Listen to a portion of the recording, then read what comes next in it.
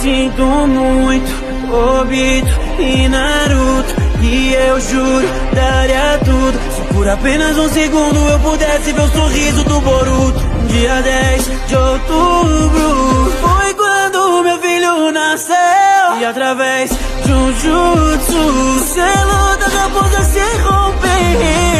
A mascarada apareceu e a Biju ele manipulou, e quando eu percebi que era o fim, não posso partir sem te dizer: curtindo o desejo é te dar um beijo, e não partir sem ver o nosso menino crescendo. Não era o que eu queria, o mundo não é justo, mas eu sei lá é que houve no Naruto. E no meu último segundo no mundo, abraçado com ela, não vi uma lágrima cair.